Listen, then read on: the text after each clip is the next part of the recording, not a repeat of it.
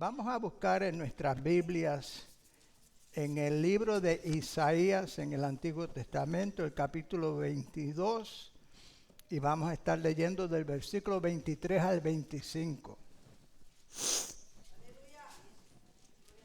Gloria a Dios.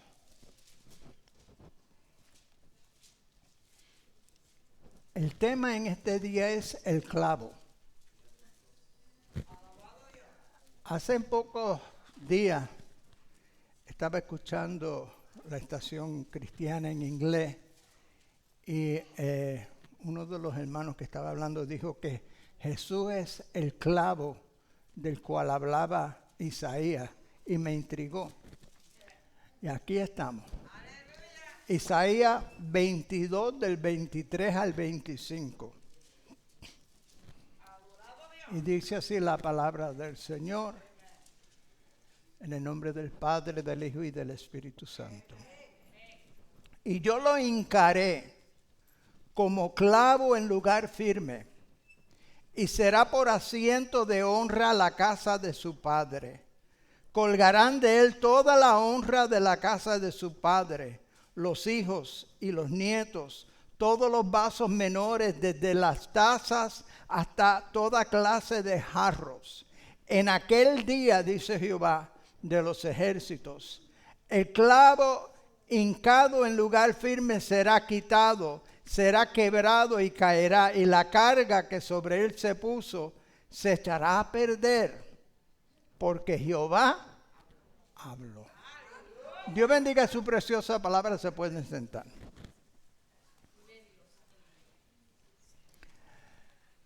Encontramos en este pasaje que Dios le dio una misión al profeta Isaías. Le dijo que fuera a casa de Sebna. Sebna era considerado el tesorero del reino. Lo llama un mayordomo en el versículo 15. Este hombre aparentemente se creía estar muy seguro en su posición. Cuando Isaías lo encuentra, está haciendo planes para un gran monumento donde lo van a enterrar cuando él muera, para que se recordaran de su grandeza, como quien dice. Pero Dios envía al profeta y le dice que él iría al cautiverio y moriría en vergüenza, del versículo 17 al 18. Y que otro, uno llamado Eliakim, que significa Dios levanta, tomaría su lugar, versículo 20. Eliakim sería enaltecido, sería exaltado. El profeta le dice a Sebna que Eliakim se le daría las vestimentas del tesorero y el talabarte o el cinto, que representaba el poder sobre la tesorería, que tendría toda potestad, toda autoridad, que protegería a los habitantes de Jerusalén. ¿Y cómo se llevaría todo esto a cabo? El último versículo que leímos dice que el clavo viejo iba a ser quitado aquel día. Todo lo que se apoyaba en Sebna caería. ¿Por qué? El versículo termina diciendo sencillamente porque Jehová habló. Aleluya.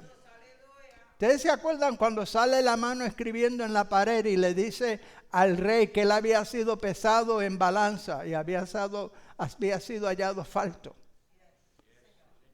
De igual manera Dios está juzgando a Sebna, el tesorero, el mayordomo, que estaba encargado de todos los bienes del reino. Y le dice que él iba a ser quitado y otro iba a tomar su lugar. Recibiría sus vestimentas, recibiría su autoridad.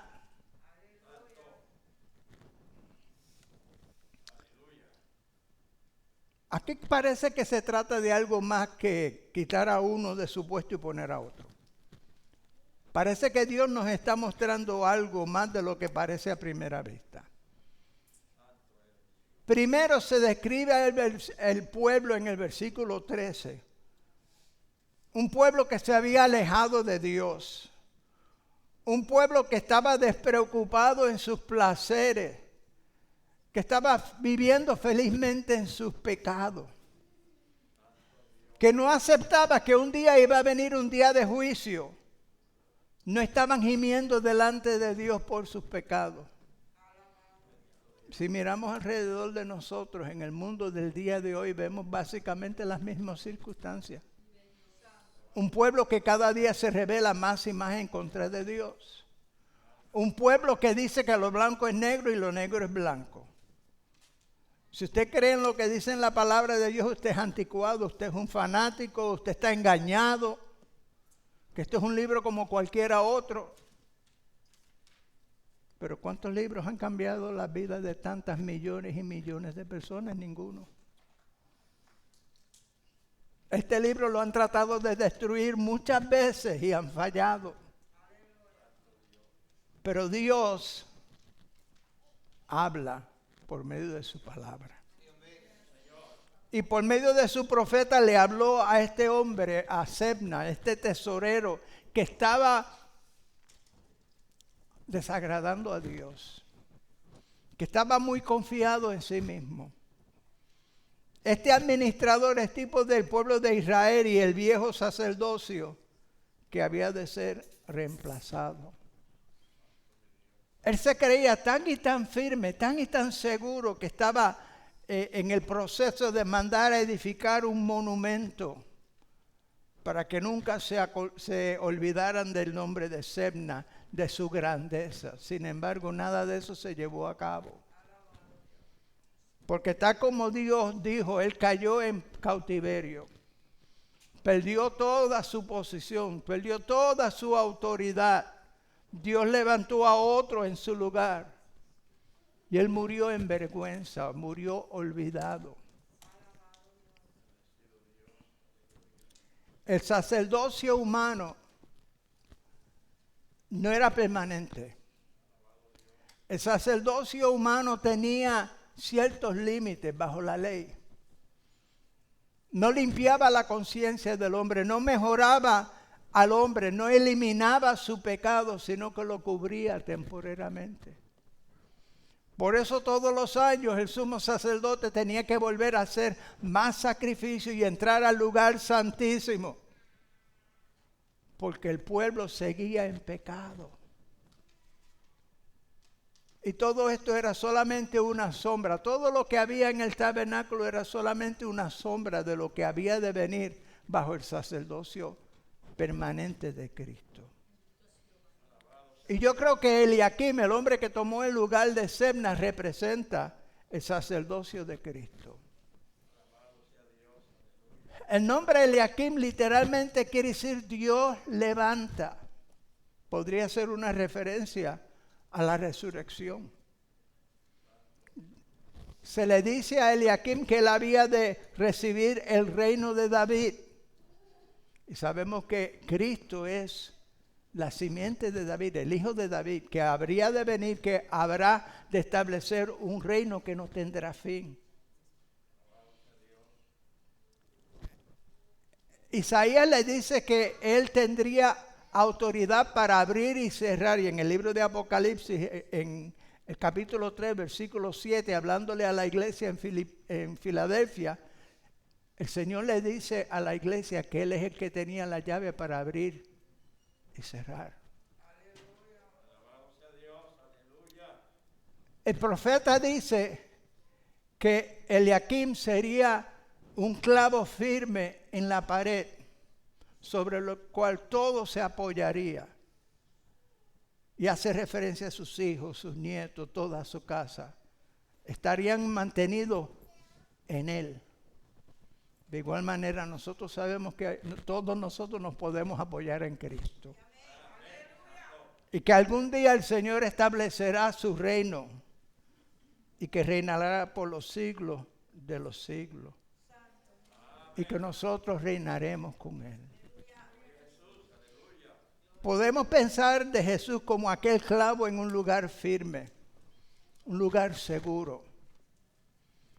donde todos nos podemos apoyar, no importando las circunstancias.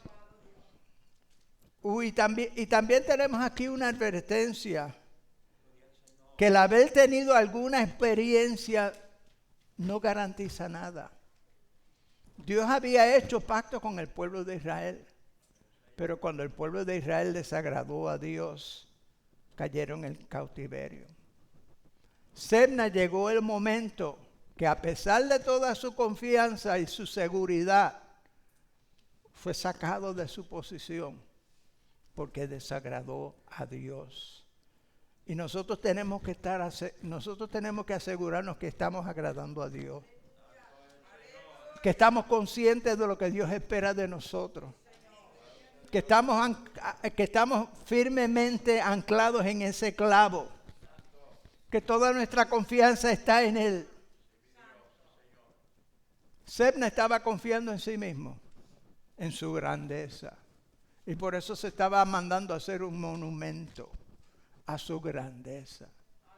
El momento que nosotros pensamos que vamos a ir al cielo porque somos buenos, nos equivocamos. Si pensamos que vamos a ir al cielo porque mami y papi nos llevaban a la iglesia, estamos perdiendo el tiempo. Si pensamos que vamos a ir al cielo porque somos mejor que Jerónimo, nos equivocamos. Nosotros necesitamos estar bien firmemente anclados. Tenemos que estar apoyados en el Señor. Esa es nuestra única confianza, que Él está firme, y si nosotros estamos en Él, estamos firmes también. ¿Cuántos alaban a Dios? Y esta advertencia yo creo que es tanto para aquellos que están en el ministerio como aquellos que son creyentes. No podemos confiar en nosotros mismos. No podemos pensar que nosotros hemos logrado algo. El Señor Jesús dijo que cuando el siervo viene del campo, va y prepara la comida para su Señor, y luego va a comer. Y no piensa que ha hecho gran cosa, porque es un siervo inútil. Solamente ha hecho lo que debía de haber hecho. Nosotros tenemos que estar conscientes de eso, que somos sencillamente siervos inútiles. Que estamos haciendo lo mínimo que estamos supuestos a estar haciendo. Que esto no nos trae gloria. Que no podemos dejar que las palabras dulces de alguna persona nos engañen a nosotros a pensar que somos algo, no siendo nada. Yo quiero que se fijen en algo, que la seguridad de la cual el profeta está hablando, o que Dios está hablando por medio del profeta, menciona las tazas o los vasos, y también menciona las jarras, lo pequeño y lo grande. Pero fíjese, la firmeza no vale o no se basa en el tamaño del vaso, no se basa en la calidad del vaso, se basa en la firmeza del clavo. ¿Me están siguiendo? Lo que Dios hace en nuestra vida no depende de nosotros, depende de Él. Yo le estaba diciendo hoy en la escuela dominical que tenemos que buscar los dones del Espíritu Santo, porque el Señor quiere llenarnos de su Espíritu y quiere obrar por medio de nosotros. Pero cuando Dios obra por medio de nosotros, tenemos que recordarnos que es Dios el que está obrando. Yo le decía a los hermanos hoy, yo no tengo don de sanidad, pero yo he orado por algunos enfermos y Dios los ha sanado. Yo no sané a nadie. Yo no le puedo curar ni un callo que tenga en un pie. Pero el Dios que yo le sirvo, Él es poderoso. Y cuando a Él le place y nosotros clamamos a Él, Él responde y Él sana. ¿Cuántos alaban a Dios? Así es que no depende de nosotros los vasos, depende del clavo donde estamos colgados. Depende del clavo. ¿Dónde está tu confianza? ¿Estás confiando en ti mismo? Ese es un camino erróneo. Es más, la palabra de Dios dice, maldito el hombre que confiara en otro hombre. Y algunas veces ponemos nuestra confianza en otro. Ponemos nuestra confianza en tradiciones. Ponemos nuestra confianza en religión. Ponemos nuestra confianza en todo menos en Cristo. Y cuando hacemos eso estamos lejos del muro. Cuando hacemos eso estamos muy, pero que muy equivocados. Te pregunto en este día, ¿dónde está tu confianza?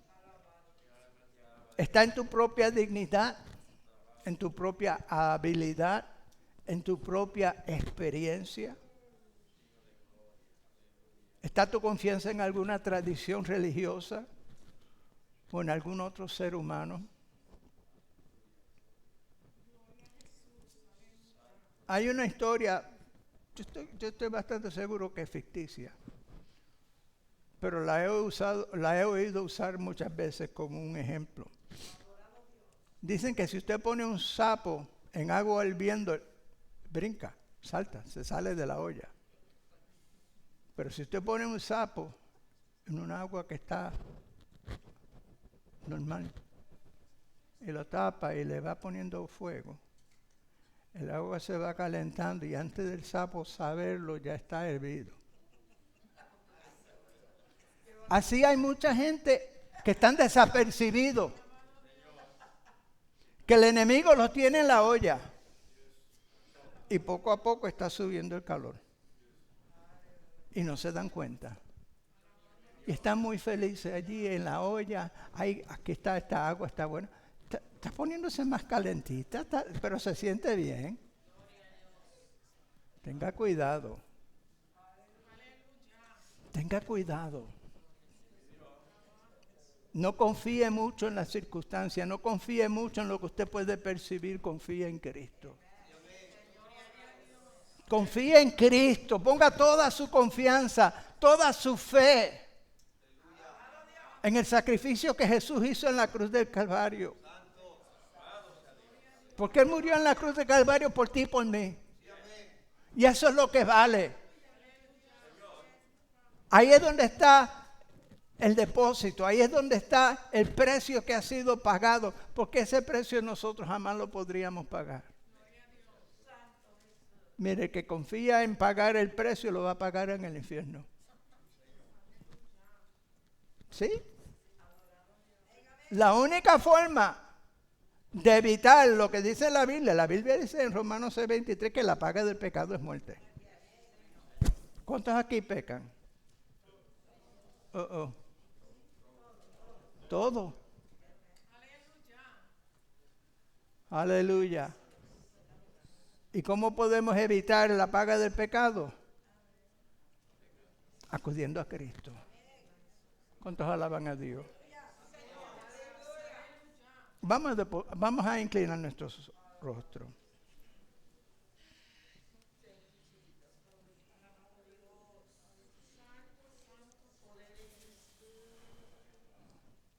Amigo, hermano, si has estado confiando en algo aparte del sacrificio de Cristo, si has estado confiando en las buenas obras, que tú eres bueno, o por lo menos que eres mejor que los demás, o no tan malo como otros, si has estado confiando en las tradiciones, las religiones, o en el parentesco. Cuando mi hijo era pequeño, ya me acuerdo que un día yo le dije a él, tú sabes que yo soy hijo de Dios y tu mamá es hija de Dios, pero Dios no tiene nietos. Tú necesitas tener una relación con Dios. Tú necesitas ser adoptado como hijo de Dios también. Cuando yo era pequeño, él decía que él iba a ser ministro. Le preguntaron por qué. Él dijo, porque mi papá es ministro y mis abuelos son ministros. Pero eso no es algo que se hereda. Usted o es llamado o no. Pero todos somos llamados al arrepentimiento. Y te aconsejo en este día que si no has depositado toda tu confianza en el sacrificio de Jesús, es tiempo que lo hagas. Que no confíes en tu experiencia, en tu dignidad, en tus habilidades. En estos tiempos difíciles, hay tantas voces que reclaman cosas que no son verdad. Pero lo que nos interesa es lo que dice la palabra de Dios, porque esa es segura. No permitas que la confusión de estos tiempos te lleven a descuidarte. Necesitamos acudir al Señor y necesitamos apoyarnos en Él completamente. Yo te invito en este día que te detengas y que reconozcas al que lo ha sacrificado todo por ti. Y si este consejo en este día te ha tocado y deseas la oración, aleluya, para saber que estás confiando completamente y exclusivamente en el Señor. Si deseas la oración en este día, queremos orar contigo para que puedas estar seguro que estás apoyado solamente y completamente en Él. ¿Hay alguna persona en este día que desea la oración? Lo puede indicar alzando su mano. Gloria sea el nombre de Dios. Aleluya, aleluya, aleluya, aleluya.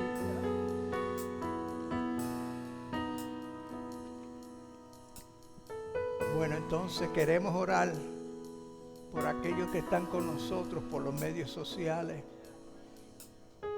Y le aconsejo a cualquiera que nos esté escuchando, donde quiera que esté, que acuda a Cristo como su exclusivo Salvador y que confíe solamente en Él. Vamos a orar. Señor, reconocemos que tú eres el clavo en el lugar firme. Permite que este consejo alcance a aquellos que están con nosotros en estos momentos por medio de los medios sociales. Que podamos enfocarnos exclusivamente en ti para nuestra salvación, reconociendo que tú eres el camino, la verdad y la vida, y que nadie viene al Padre si no es por ti. Aleluya, te lo pedimos en el glorioso nombre de aquel que vive para siempre. Amén.